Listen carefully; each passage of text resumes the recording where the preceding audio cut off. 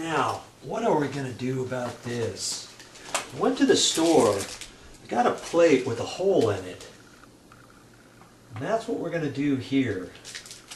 Now, these holes don't line up with the holes in the box. They thought of that, and so what you do is you put this in first, okay?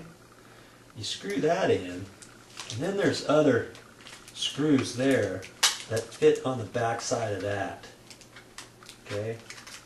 So that's how that works. Now, you remember, got this cord end. I got electrical tape over there. I got to pull that off because I didn't want insulation or anything inside the wall to get in there. So pull that off. And I've got to get that through there. And this DVD cord, you remember? Look at this.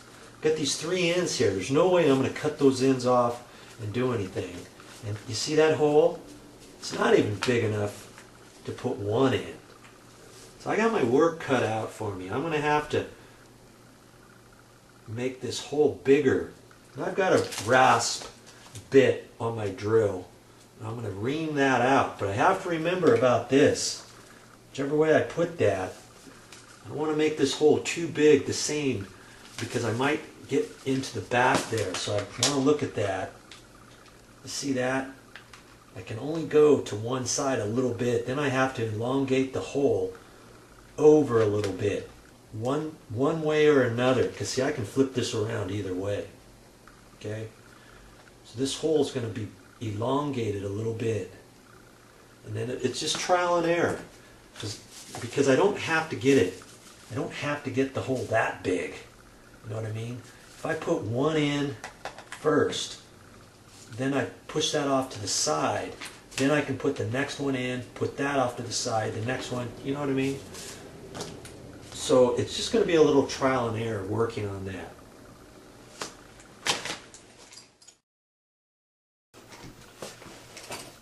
And here's the tool I'm going to use. It's just a rasp. I'm going to put that in my drill. And that's just going to eat that plastic all up. And this one's getting pretty dull.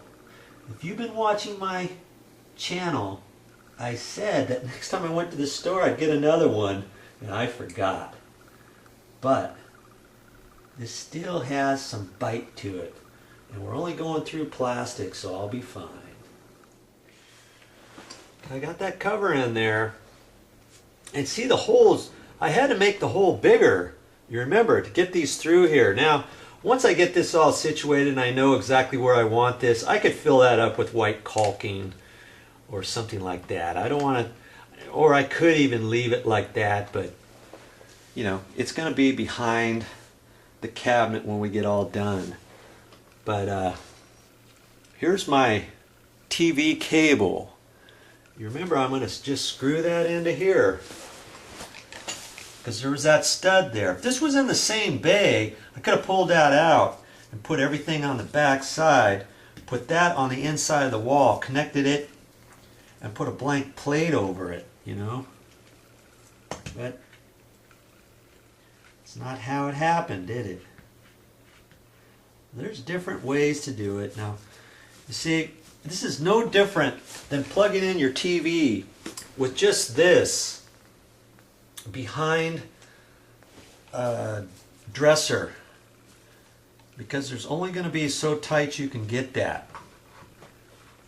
Okay? So now I can push the rest of this back up the wall. Pull that up a little bit, maybe. Like that. And I can have it like that. I could leave it just like that if I wanted.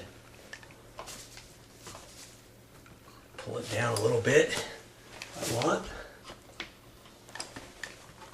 Like that. I could have it like that. And like I say, you're never going to see that because it's going to be behind the cabinet. Another thing I could do